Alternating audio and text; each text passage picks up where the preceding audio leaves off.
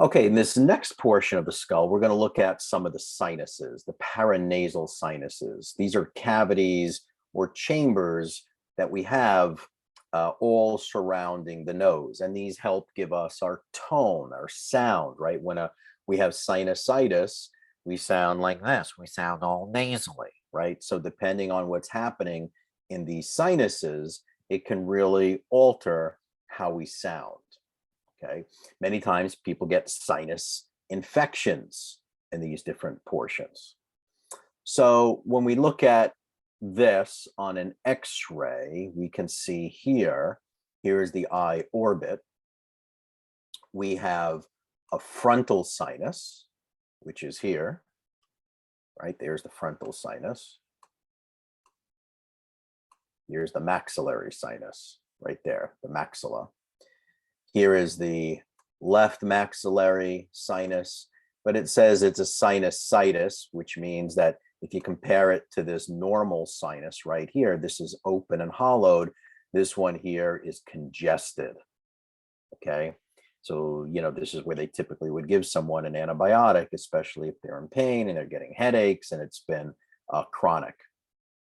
Let's look at some of these other portions of the skull, some of the cavities that we have here. Now, right here is the sphenoid. Remember I said think of the butterfly or bat, and that will make sense shortly. But the sphenoid has a sinus called a sphenoid sinus right in here. Sphenoid sinus. And here in the frontal bone is the frontal sinus. That's really important right there. And where are the other ones that I can show you here from this view? Other cavities or chambers that are important is this right there. That little chamber is a hollowed out fossa called a hypophyseal fossa. Hypophyseal fossa. It looks like this, right? It just looks like that.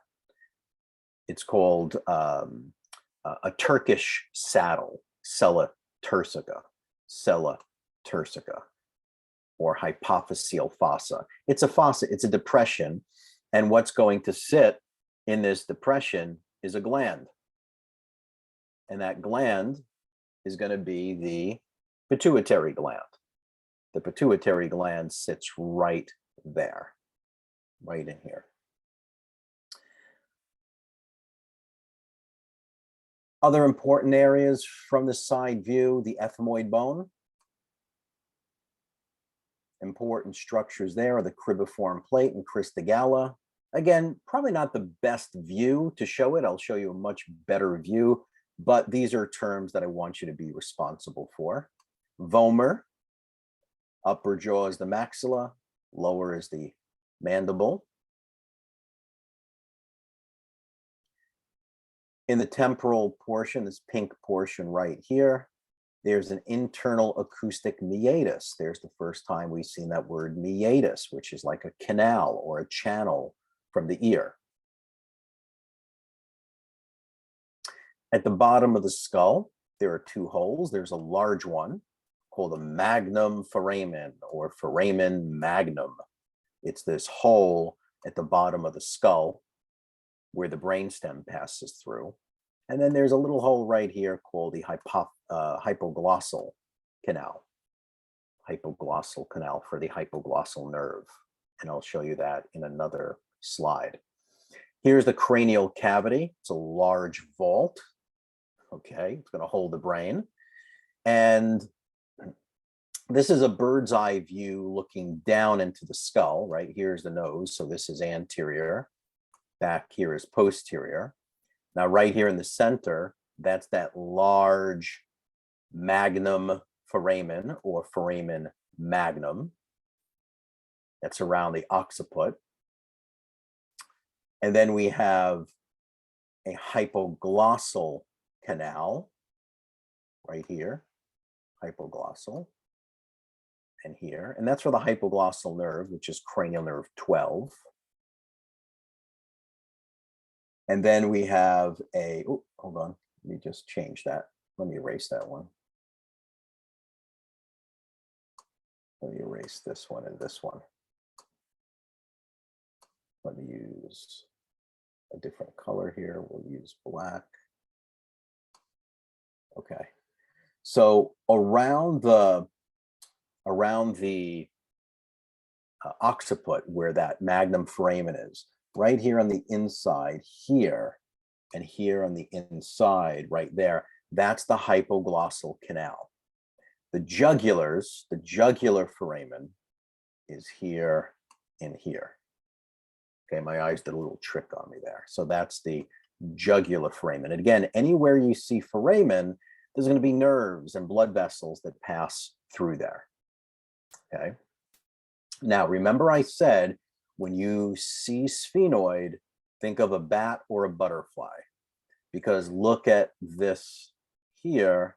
Doesn't that look like this entire section right here looks like a bat or the wings of a butterfly? That's the sphenoid. And the sphenoid has a bunch of landmarks that are really important. There is the optic canal, and I'll show you these on a much larger scale, but here and here, those holes are the optic canal, and that's for the optic nerve to travel through. That's going to go to your eyes to allow you to see. Then we have the Foramen Rotundum, Foramen Ovale, and Foramen Spinosum. Okay, those are three other foramen, and you can see that we have cranial nerves that travel through those foramen.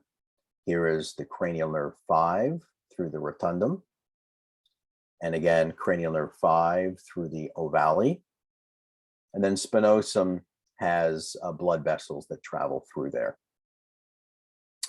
The foramen lacerum, the word lacerum sounds like lacerated, like a knife made a wound to that portion of the skull. It's a very jagged slit, the lacerum. Okay, and it is where the internal artery travels through, the internal artery, the internal carotid artery. The green section right here is the ethmoid. And the ethmoid has a bunch of little holes, really, really, really small, like you took a pin or a safety pin and punctured a bunch of holes through there. The bunch of holes, that's called a cribiform plate. And the extension that comes off of that is called a crista galla. Again, I'm going to show you these in another slide, where you can see it really crisp. Okay, and those are some of the keys that I want you to be familiar with. And then the reddish bone here, especially this hill portion, the rocky hill portion, is called the petrous portion of the temporal bone. This right here is called the petrous portion of the temporal bone. And there's a hole right in it, right there. There's a little hole, and that's the internal acoustic meatus. The internal acoustic meatus. So in the cranium, we have a few fossas. This is the anterior cranial fossa.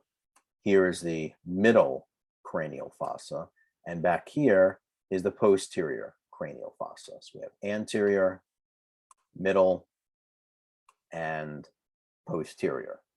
Okay, different parts of the brain are going to sit in those fossas. Remember, fossa is nothing other than a smooth depression,